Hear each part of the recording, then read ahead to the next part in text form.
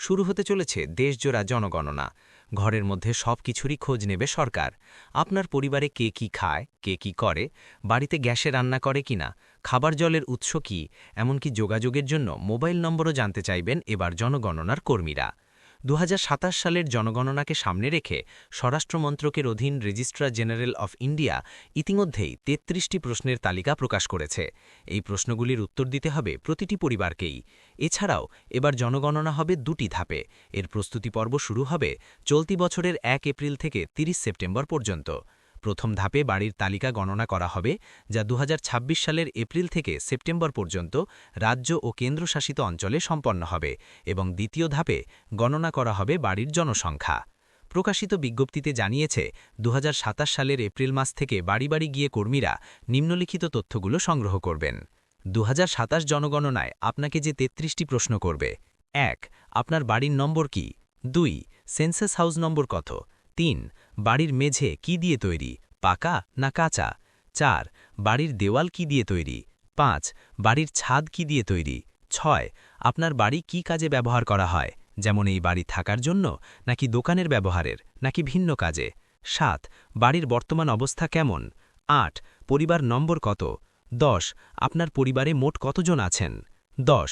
পরিবারের কর্তার নাম কি? ১১. পরিবারের কর্তার লিঙ্গ কি? ১২. পরিবারের কর্তা এসসি, এসটি ও ওবিসি নাকি অন্যান্য? ১৩.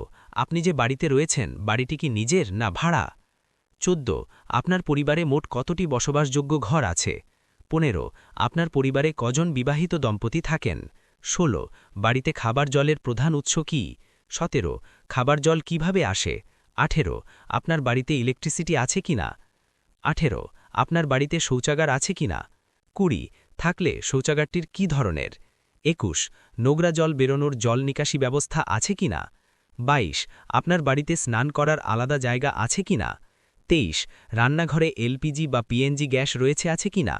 ২৪. আপনার বাড়িতে খাবার রান্না করতে প্রধানত কি ব্যবহার করা হয়? ২৫. আপনার বাড়িতে রেডিও বা ট্রানজিস্টর আছে কিনা? ২৬. ঘরে টিভি আছে কিনা? ২৭.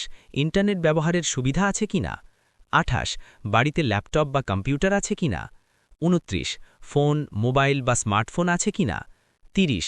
বাড়িতে চলাচলের জন্য সাইকেল, স্কুটার, মোটরসাইকেল বা মোপেড আছে কিনা? ৩১. গাড়ি, জিপ বা ৪ চাকা বিশিষ্ট যানবাহন আছে কিনা? ৩২. আপনার পরিবারে প্রধানত কোন শস্য খাবার হিসাবে খাওয়া হয়? ৩৩. জনগণনা সংক্রান্ত যোগাযোগের জন্য একটি মোবাইল নম্বর কি? উল্লেখযোগ্যভাবে এবারই প্রথম সারা দেশে পুরো জনগণনা সম্পূর্ণ ডিজিটাল পদ্ধতিতে করা হবে। তথ্য সংগ্রহ করা হবে মোবাইল অ্যাপের মাধ্যমে। প্রকাশিত বিজ্ঞপ্তিতে বলা হয়েছে, এতে তথ্য নেওয়া হবে দ্রুত, সঠিক ও সহজে। পাশাপাশি কাগজপত্রের ব্যবহারও কমবে বলে জানা গেছে।